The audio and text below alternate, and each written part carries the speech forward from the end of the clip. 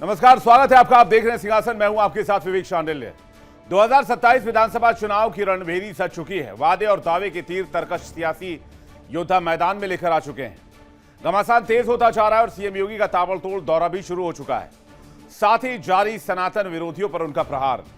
Mafia राज और अपराधियों के खिलाफ बाबा ने हमले तेज कर दिए। इधर अखिलेश की पार्टी में टूट की बात ने यूपी के सियासत में तूफान ला दिया है।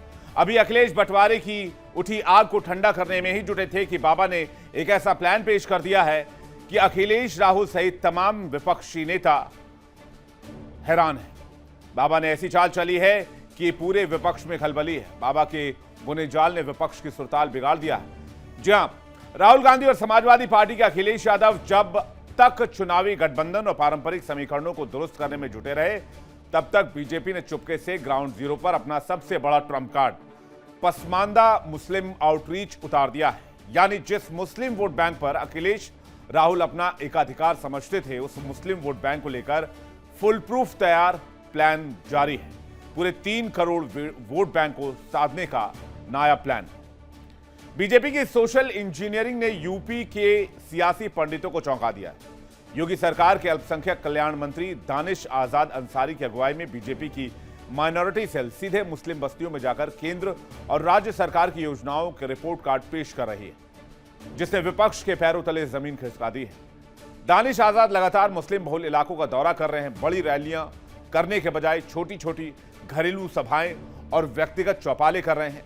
बीजेपी कार्यकर्ता इन बस्तियों में जाकर सीधे पूछ रहे हैं, आपको क्या मुफ्त में राशन मिल रहा है? क्या आपको पीएम आवास योजना का लाभ मिल रहा है?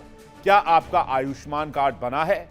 चूंकि इन योजनाओं का लाभ बिना किसी धार्मिक भेदभाव के सीधे गरीबों के खाते तक पहुंचता है, इसलिए पसमानदा समाज का एक बड़ा हिस्सा अब बीजेपी की बातों को गंभीरता से सुन रहा है।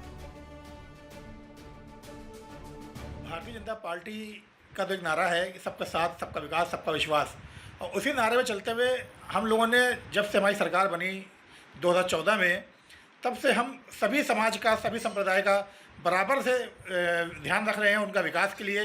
और ख़ासतौर पर मुस्लिम समाज में पसमानदा समाज जो आता है, जिसकी आबादी लगभग 85% है, लेकिन उसको कोई लाभ नहीं मिला। जब से भारत देश आज़ाद हुआ, जब से कोई लाभ नहीं मिला। जितनी सरकारें आई, सब ने उनका इस्तेमाल किया, सिर्फ दरी चांदनी बिछाने तक, कुर्सी साफ करने तक रखा।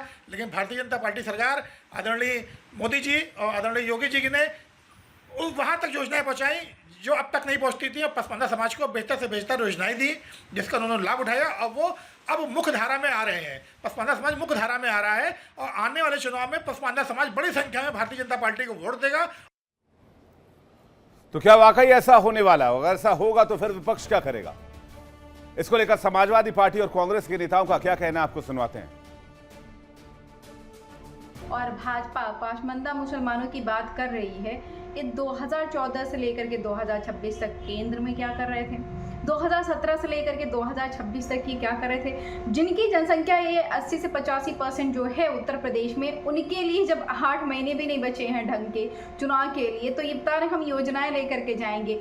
80 सीटों में से आपने इन 80% लोगों में से एक को भी टिकट नहीं दिया। अरे ये उत्तर प्रदेश में नहीं, 543 सीटें थी लोकसभा के टाइम पे, आपने एक भी रिप्रेजेंटेशन देने का आवश्यकता नहीं समझी, एक भी टिकट नहीं दे दिया।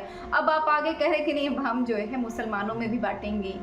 आपने जब कहा था कि अपने छत पे चढ़ करके नमाज मत पढ़िए, वरना जो है पुलिस प्रशासन आपके ऊपर में कार्रवाई करेगी, तो क्या कहा था कि नहीं पसमानदा मुसलमान अपने छत पे चढ़ करके पढ़ सकता है नमाज? जब माननीय मुख्यमंत्री योगी आदित्यनाथ जी कह रहे थे कि बकरी की माँ कब तक खैर मनाएगी, तो क्या कहा था कि नहीं पसमानदा और मुसलमानों को नहीं कह रहे हैं?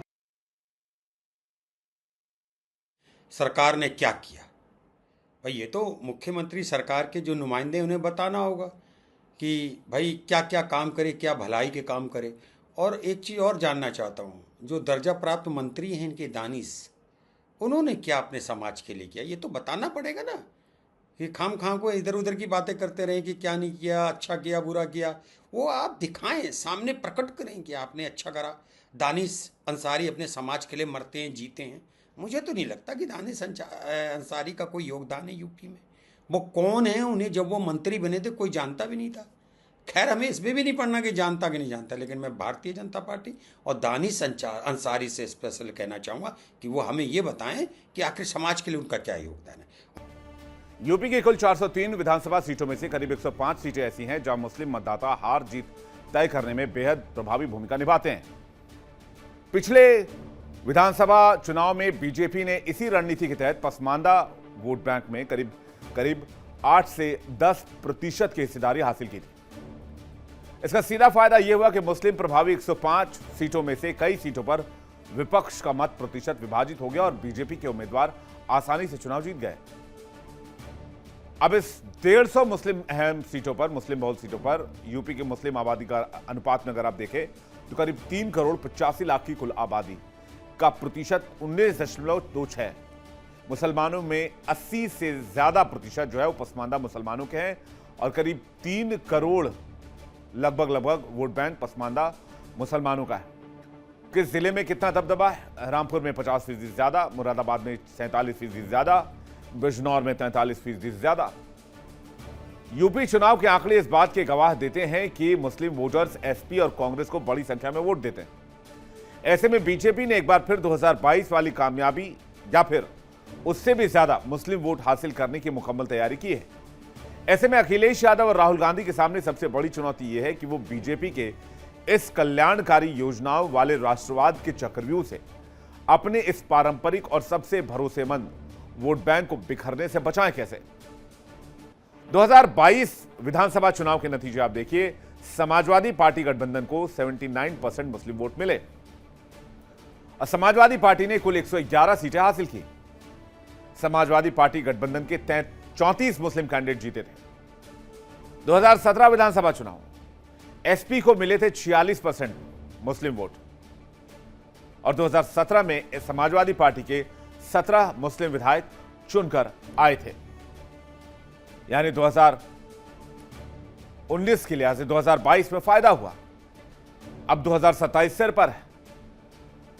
वैसे पसमानदा समाज को लेकर हमेशा यह कहा गया कि यह मुस्लिम समुदाय का वो वर्ग है जो बहुत ज्यादा पिछड़े हैं या अति पिछड़ी जातियों की कैटेगरी में आते हैं, जो मुख्य रूप से छोटे मोटे पुश्तैनी और स्वरोजगार से जुड़े हुए हैं। बीजेपी इन्हीं जातियों के बीच जाकर सीधे संवाद कर रही है। अब बाबा का पसमानदा प्लान क्या है? अंसार, जिसे जुलाहा कहते हैं, कपड़ा बुनाई के काम से जुड़े हुए हैं। मंसूरी और धुनिया, रुई धुन्ने और गद्दे रजाई बनाने वाला समाज है। कुरैशी, जो कसाई या मीट के व्यापार से अपना घर बार चलाते हैं। राइन, जो पारंपरिक रूप से सब्जी और फल बेचने का काम करते हैं। सलमान, जो बाल काटने और सलून से जुड़े हुए काम से लगे हुए हैं। दर्जी, लोहार, बढ़ई, मनिहार, अलवी, घोसी और हवारी भी पसमानदा समाज से जुड़े आते हैं। योगी सरकार के युवा मंत्री दानिश आजाद अंसारी खुद इसी पसमानदा समाज से आते हैं। यही वजह है कि पार्टी ने उन्हें इस मोर्चे का सेनापति बना दिया है। दानिश आजाद लगातार मुस्लिम बहुल इलाकों का दौरा कर रहे हैं। वो बड़ी रैलियां करने के बजाय छोटी मोटी घरेलू सभाएं, व्यक्तिगत चौपाल कर रहे हैं। ऐसे में सवाल यह है कि बाबा के इस पसमानदा प्लान का कितनी सीटों पर कितना व्यापक असर होगा और क्या सीएम योगी के इस पसमानदा प्लान की विपक्ष के पास कोई काट मौजूद है? राहुल अखिलेश के पास कोई प्लानिंग है कि वो उत्तर प्रदेश के चुनाव में क्या सिर्फ मुसलमानों को डराकर वोट हासिल करना चाहते हैं या फिर बीजेपी के खिलाफ अगर रोकना चाहते हैं मुसलमानों को तो फिर कैसे रोकेंगे? बातचीत करने के लिए इस वक्त हमारे साथ मेहमानों का एक बड़ा पैनल जुड़ रहा है। कैप्टन आई सिंह भदौरिया, नेता बीजेपी, अजय वर्मा, नेता कांग्रेस, धर्मेंद्र सिंह, प्रवक्ता समाजवादी पार्टी, एहसान अब्बासी, राष्ट्रीय अध्यक्ष पसमानदा मुस्लिम समाज उत्थान समिति। आप सभी लोगों का बहुत बहुत स्वागत है। मेरा पहला सवाल जो है वो धर्मेंद्र जी से ही है। धर्मेंद्र जी, पसमानदा समाज तक पहुंच कैसे बढ़ाई जाए, कैसे उनको और ज्यादा बीजेपी के करीब लाया जाए और कैसे उनको बताया जाए कि भाई आपके लिए कारगर यही सरकार है, पहले की सरकारों ने आपके लिए कुछ नहीं किया, इसके लिए प्लानिंग शुरू कर दी गई है। क्या अब भी समाजवादी पार्टी और कांग्रेस को यह लगता है कि मुसलमानों को सिर्फ डरा कर ही खुद के साथ इनका इंटैक्ट रखा जा सकता है? नमस्कार विवेक जी, सवाल यहाँ मुसलमान और गैर मुसलमान का नहीं, सवाल उत्तर प्रदेश की आम जनता का है, आधी आबादी का है, नौजवान का है, बेरोजगारों का है, किसानों का है। यहाँ सवाल ये है कि उत्तर प्रदेश की चाहे योगी जी की सरकार हो, चाहे केंद्र की सरकार हो जिसको तीसरा कार्यकाल मिला, इनका भी करीब करीब 10 वर्ष होने वाला है। आप जो वादा करके सत्ता में आए थे, चाहे नौकरियों की बात रही, अगर लोगों को नौकरियां मिलती तो उसमें उनको भी मिलता। कोई अलग से इन्होंने कोई उनके लिए प्लान तो किया नहीं, भाषणों के अलावा टिकट तक तो दे नहीं से, राजनीतिक उनकी हिस्सेदारी उनको मिली नहीं। कहीं नौकरियों में उनको अलग से कुछ किया हो उनके जीवन स्तर को बढ़ाने के लिए, उनका रहन सहन ठीक करने के लिए, उनकी आय बढ़ाने के लिए, तो ऐसा तो कुछ है नहीं। हाँ, उत्तर प्रदेश के बेरोजगारों में वो भी है, उसी तरह से उसी अनुपात में उनका भी हिस्सा टूटता रहा है। किसानों में वो भी है, बुनकरों में वो भी है, बिजली दे नहीं पाए, महंगाई से, पेट्रोल डीजल से जो आप नारे लगाते थे वो नारों तक रह गया, कई गुना हो गई। आपने मेट्रो सिटीज की बात की थी, उसका कुछ अता पता नहीं है। आपने किसानों की आय दोगुनी करने की बात की थी, उसका कुछ तो आपके जवान से ही चला गया। हाँ, एक आपके पास जो बहुत महत्वपूर्ण चीज थी, वो जिसको लेकर के आप लगातार प्रदेश में और देश में सरकारें बनाते थे या सरकारें बचाने का काम करते थे, वो प्रभु श्री राम का, भगवान राम का नाम लेकर के धर्म के पीछे, धर्म का आवरण ओढ़ करके उसके पीछे छुप करके बचाते थे। वो तो पूरे दुनिया में कितनी बदनामी हो रही, पूरे देश ने देखा कि कोई एक दिन की चोरी नहीं है जो चोरी अयोध्या के अंदर पकड़ी गई, जिस पर अभी तक एफआईआर तक नहीं दर्ज हो पाई। टीवी के माध्यम से हम लोग भी देख रहे हैं तमाम व्यक्तिगत कॉन्टैक्ट से क्या हो रहा है, कहाँ पकड़ा जा रहा है, कहाँ बरामद हो रहा है, किस तरह से लोगों का टैक्सी चलाने वाले अचानक करोड़पति हो गए, किस तरह से 2 करोड़ की जमीन 18 करोड़ में बिक गई, किस तरह से 3 करोड़ की नजूल की जमीन 36 करोड़ में बेच दिया। ये सब के साथ साथ एक दो जो बड़ी ऑर्गेनाइज चीज रही कि एक उसमें से जुड़े हुए इंजीनियर ने आरोप लगाया कि 40% कमीशन जा रहा था। अगर नृपेंद्र मिश्रा जी की माने तो करीब करीब निर्माण में वो 1900 करोड़ 2000 करोड़ के आसपास अगर उन्होंने खर्च किया तो 40% के हिसाब से करीब करीब 800 करोड़ आम जनता के दिए हुए प्रभु श्री राम के आस्था मंदिर बनाने के लिए पैसे की डकैती की।